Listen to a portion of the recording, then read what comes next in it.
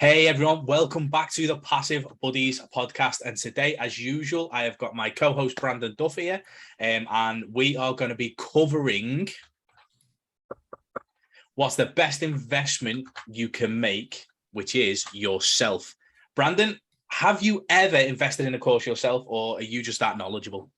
Oh man, I think that's a loaded question. I've never. I think the very first course that I ever bought was an $8 course. Actually, I lied. I've invested in two courses. One was John Vaughn's $8 course that I modeled when I first started, and that was an $8 course. And then the second one was the One Funnel Away Challenge, and that got me kind of motivated to do other things. But ever since then, all I do really is just read books and watch a lot of YouTube. I watch a lot of YouTube. But it's just because I like to get a lot of different topics, from gaming to all sorts of different things. And so I haven't invested a lot of money besides maybe like ClickFunnels, which if you guys haven't used ClickFunnels, definitely check out down below, because there is an amazing link that you can get all sorts of bonuses from Brian. He has amazing stuff, so definitely check that out. But that's how I started. I would say that would be my largest purchase, was buying a year of ClickFunnels, which gave me like all these extra things from the One Funnel Away Challenge. But that's probably the only real courses that I've invested in. What about you?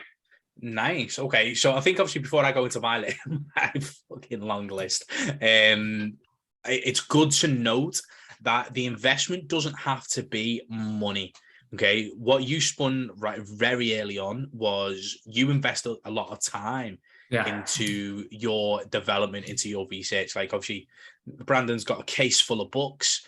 Brandon goes on YouTube and does getting a lot of different perspectives. He listens to podcasts. Like that is still an investment in yourself, because you are educating yourself. Obviously, There is other ways to do it, like obviously investing in courses, investing in stuff like that, which I have done heavily. So I've done the One Funnel Away Challenge. I've invested in John Vaughn's course. I actually loved John Vaughn's course. I thought it was really, really good in terms of introduction to Facebook marketing.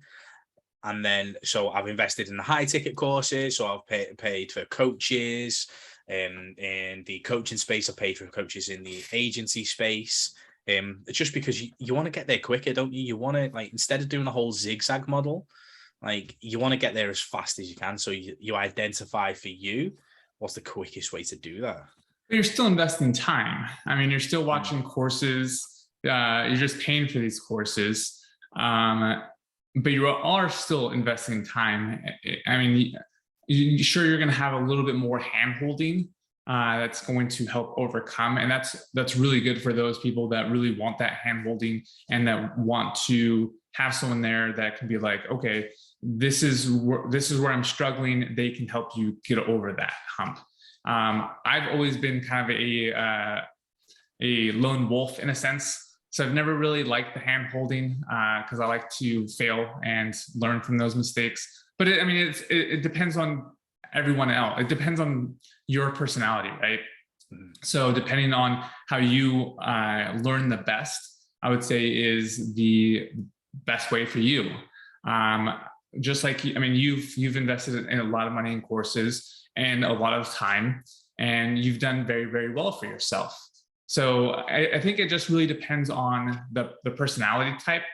And so what are your thoughts on that? Do you think that everyone should buy a course and have a mentor? Or, because I think that's really what it is you're really paying for the mentorship and not really the course, right?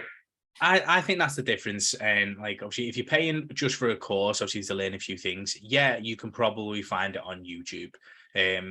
More than likely, you are paying for that guide. Like, for instance, if you go offline and take a look at the sporting world, just because you're a mega footballer or a mega NFL player or basketballer, you still have a coach. Like, because there's sometimes, and the best way I can sort of describe it is, sometimes you're that ingrained in the situation, you can't see the outside perspective. You can't see that little tweak there that would take you off 10% the other way that you need to do, or you can't see the fact that you're running down the wrong road because your vision's so close.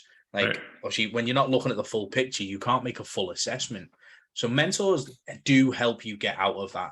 And don't get me wrong, like, especially being like, I was very much in team sports as a kid, like to have people around you that you can rely on or like give you a kick up the ass when it's needed massively helps. Like, most of my mentors have literally just been the kick up the ass. Like, come on, Brian, like, you already know what to do. Like, just do it. Like, and they'll slap me across the face and they go, right, okay, but do it this way instead. If you're having this mindset issue, do it that way, to get around those things. And I find mentors are great, because especially in this world, and I think we're going to cover it in a later episode, like, as an entrepreneur, you can be very much alone. Very, very much alone. Like, we're obviously lucky we get to chat to each other every week. We get to bounce off each other, talk about what's going on in our lives. But as an entrepreneur, like, if you don't find those relationships, like me and Brandon have never met physically. Obviously we chat most days, like we chat like through the week, and obviously we have this show, and it's good to have those relationships. But if I walked out the front door and started talking about entrepreneurship and making money online, the amount of funny looks I'd get. Like, so in the physical world, you can be alone. So having that mentor there in your corner massively helps, in my opinion. Yeah, and I think that you're paying also for the community. You get amazing, like you said, you're like having someone there to bounce ideas off with you, someone there that is kind of doing it with you. And it kind of gives you that motivation to keep going, because you kind of almost feel like you'll let down your teammate. And so I always say that you should have, and I think we've said this in a previous podcast, I'm not 100% sure, but you should have two people that are kind of in the grind with you, that are kind of at the same level in the trenches with you. You should have someone that is one step ahead of you, and then you should have another person that's two steps ahead of you. And that allows you to kind of fill in gaps, because if you have those two people with you that are kind of in the same level, they're going to motivate you, kind of like we were saying, is they're almost like accountability partners. They're there to have you show up every day so that you're not letting them down. I mean, I'm up, not today is a little bit different of a case, but usually I'm up at 4 a.m. in the morning and jumping on the Passive Buddies podcast with my amazing host, Brian. And if you guys haven't subscribed to the YouTube, the podcast, you definitely should, because it's amazing. But as far as it keeps me accountable, I come up in the morning excited to be here. And then we were just talking about this earlier off camera, that it's like the best part of our week, because it really gives us that motivation to just kill it for that rest of the week. And then you have that person like a mentor who's one step ahead of you, who can kind of guide you where you need to go. And then that final person who's there that is two steps ahead of you, that really is kind of guiding the path and showing you like, this is where I want to be. This is like my, not my end goal, but my next tier that I want to be at. And so I think that's really important to have those people in your corner. And that's why you've invested so much money in these mentors and these mastermind programs, is because they set you up to be that way. Oh, 100%. And what I found is great, and I don't think it's for or how it's happened for everybody, but some of these mentors that I have invested in the past, like, I can still shoot voice notes to, even well and truly after the program's finished. Obviously, have a little chat with them, and they're always there for you because of that relationship you've built, because you've been so receptive, you've worked hard, and obviously they appreciate you and your time. Like, these mentors, well and truly after the programs are finished, are still in my corner. They're still great friends of mine, because obviously the course is finished now, so it's not a mentee relationship. They've become friends, and having those people around you, they say obviously your network's your net worth, and having something like that really, really does help. And stuff like that. I mean, when you do have them in your corner, you can leverage them. And we'll talk about leveraging other people in the upcoming podcast. But you can say you have a course that you're launching. You can use them as, say, one of your Dream 100 or Dream 1000 or whatever that terminology is for you. And you're able to say, hey, this is my course. What do you think about, saying it, bringing it to your students? Or maybe I can give you an affiliate link to my course or anything like that, because then you can leverage them not only in just learning skills, but also for your own program that you might later launch, or just something that might come up that you want to pass by them. And I think that's a great investment in return on investment, because you have invested some of your money and capital into them. Yeah, don't get me wrong. Like, some of my mentors have come on our podcasts, like on our previous podcast. I've done like lives with them. Like, I've been able to leverage their audience, just by having that relationship and being able to grow myself based on their audiences. So that leverage position that we'll talk about later on is absolutely golden. Now, for the guys who are looking to invest more time than money, for instance, you mentioned books. Like, what, obviously, to create passive income and to market online, like, what would your 3 books be that you'd go for and you'd recommend? The 3 books that investing in myself, man, the 3 books that I kind of always recommend is How to Win Friends and Influence People. That's a really good book. I should probably read it again, because it's like kind of the first book that really was like, wow, that's fascinating. The Secrets of a Millionaire Mind, I think, is a really good book. Just in general, I think that if you learn how a millionaire or a billionaire thinks, then you can kind of learn from them. And The Slight Edge, I think that The Slight Edge kind of just is everything that people kind of know, but they really don't put into play, which is kind of like the compound effect, where if you make little slight you hear people say, oh, if you just improve 1% a day, by the end of the year, you'll be 365%, better. Which in the grand scheme of things, like, as you do these little micro adjustments and changes and improvements, it's going to be a lot more than that, because you're going to see slight changes when you first start, that 1%, that 1%, that 1%. But as those percentages add up, it's just exponential. And so you can do that in the way up and improve your life and change your life. But it also is quite the opposite if you don't improve your life. There's an exponentially negative return. And so you see this in debt or making and investing. You get into this debt hole and you can't get out of it because you're constantly paying interest, and you're paying off the interest, which is just building more debt because you're having more things to buy, like food and your housing and all that. And so you get in this compound effect of debt. So I think The Slight Edge is a really good book also. So those would be my 3 books that I highly recommend. After listening to me talk, I definitely should read the How to Win Friends and Influence People again, because I think that is the first book that really changed my way of thinking. And do you know what? Like, and that is literally, if I'm not mistaken, I've got that sat here. Yeah, I've got it. And do you know what, mate? I've probably only ever got about 10 pages in. Oh man, you need to read it. Yeah, I have it right over there in my bookshelf. So yeah, that's one that, do you know what, I hear all the time. And do you know what, sometimes you just need to be slapped with the book, don't you, to like be told to read it. And that is definitely one that always comes up. So in terms of a time investment, obviously, like How to Win Friends and Influence People, if you just think of the title alone, how valuable would that be? Like, how to be able to influence people without being, obviously, use it for good, not bad. But like, how to be able to influence people to get your way of thinking, to obviously make those sales, that is just absolutely golden. Like, a core concept is unreal. So no, that I'm going to leave it on my desk instead of the bookshelf, and I'm going to commit to reading that. So I don't think it's that big. No, it's see, I would use a little life hack. So there's apps now that will literally read the books to you. I mean, not like audiobooks, but like if you take a snapshot of like 3 or 4 pictures, it will read the pictures back to you as in audio form.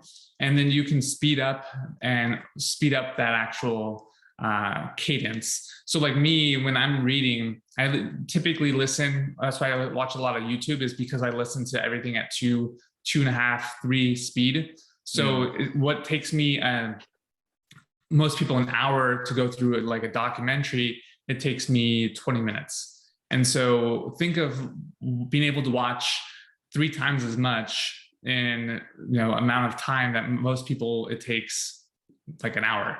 And that's because I do listen at things 2.5 speed, and it allows me to get through a lot of things quicker. And I'm able to retain it more because it's more audio versus visual. I typically get distracted. I'm like, my eyes get tired. And so it's like, you always hear like your eyes get tired, but you never hear anyone talking about their ears getting tired. So I definitely believe that audiobooks are great. If you can do both, if you can like look at a book and then have it being audio, going like audio, you're getting both sensations. You're getting a visual and then the audio. And then obviously, if you write it down and take notes, you're going to be even more ingrained in the book. But those are little tactics that you can use to kind of have a higher, what's the word I'm looking for? Intake of the knowledge that you've been given. So I think the first time I read it was listening to audio versus reading the book. That's fair. I absolutely love audiobooks. It's so, as you say, you can just speed the whole thing up, can't you? Which makes life so much easier in terms of retention. I watch most of my YouTube videos on like 1.5, 1.75 speed. Yeah. It just gets through everything quicker, doesn't it? But as you say, you can still capture all, like, doesn't stop you from pausing, writing down what you need and cracking on. Exactly. Nice. So how else would you look at investing in yourself? You've got your books, you've got your audiobooks, you've got YouTube, obviously we've spoke about courses. Is there anything else that you feel like you're missing? Like, so most of those things we've covered. Is there anything else that you feel like you should invest in outside of the general stock shares, compound income and all that crap? I think, and I know I've said this in the podcast before, but like your health. I think that a lot of people don't work out. Whenever I work out, I always get kind of these ideas in my head. I get that spark of not adrenaline, but what is the word? I haven't had my coffee yet. It's brewing right now. Serotonin and all the happy chemicals that are in our brains when we work out and we do something good. So when I work out, I always get like, oh, I should have done this, or I should have, maybe I can do this instead and try this. It kind of gets you out of your elements. Also, I take a walk every day, and I find that just being out of and getting some sunlight, I don't typically, I'm not in that same element. So it allows my subconscious to kind of just brainstorm in a sense. And so I think not only working out, since I was a personal trainer, your mind and body is connected. So if you are polluting your mind or your body by drinking every day and not taking care of your body, your mind is going to follow. Or if you're constantly thinking of negativity or depression, your body is going to follow. So being able to invest in just your body and taking care of eating healthy, putting good food into it, working out, lifting weights, you're going to release those chemicals that are going to just have you feel better about yourself, which is then you're not going to be as fatigued, you're not going to be as tired, you're not going to be as depressed, and you're going to be able to continuously do the work that needs to be done and motivate you. And especially when you walk by a mirror, you're like, I look pretty good. And so that's going to get you going for the day. And so, I think that not only investment in your mind, but in your body is super important. Yeah, I think you've summed it up well there, haven't you? So like obviously your mind, your mindset, your skill and your body. Those are the three things you should be looking to invest in, obviously, whether it's through education, whether it's working out, whether it's just taking some time for yourself, like the walks, like all of these little investments can make a huge, huge difference. Now, obviously, don't get me wrong, like mindset, obviously, investing in your mindset is an ongoing thing. I feel like that never, ever stops. No, like you never hit a plateau, do you? You never hit a finish line, I think, with mindset. It's always on the go because you're getting constantly tested all day, every day. Like your mindset's being tested, your willpower, your motivation, your discipline. Like your love for yourself, like all of that gets tested on a daily basis. So that is one thing, that is one muscle that you will always have to keep growing, and obviously increasing that durability. Yeah, damn, he looks good. No, it's just hot. Remember, you look good. And you guys should definitely subscribe to the YouTube podcast that Brian has, and definitely in mine too, because if you're not listening to this, or if you are listening to this, you should definitely check it on the YouTube so you understand what just happened. Yeah, definitely. So I'm gonna go with, I think we've nailed it pretty much. So wrap around, final thoughts. Final thoughts. I think that if you can focus on those three things, like we said, I remember two off the top of my head because I'm just laughing. Investing in your body and yourself, as in your mind and your body connection. What was the third one that you said? So it is mindset, skill, and body. Yeah.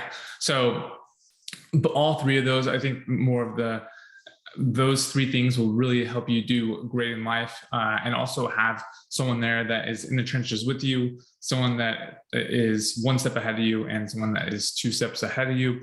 That allows you to really keep pushing forward and keep motivating, because we are social creatures. And if you have someone there that can keep pushing you along and you are being pushed along, then that'll keep you motivated and accountable so that you don't let other people down. Because I know my biggest fear is letting others down. So I'm sure people have that same kind of fear. So I would say that would be my ending comments. Like it. And I think what we've talked about so many different ways, obviously, to invest in yourself. You've got to pick what's right for you. Like, obviously, we spoke about books, we spoke about audiobooks, we spoke about YouTube videos, we spoke about investing in courses, we spoke about investing in mentors and communities. Like, you need to identify what type of person you are and what type of things you need in order to invest in yourself. But remember, like, if you don't invest in yourself and work on yourself, then nothing's going to improve. Like, if you stay stagnant, effectively, you're going backwards as the world moves forward.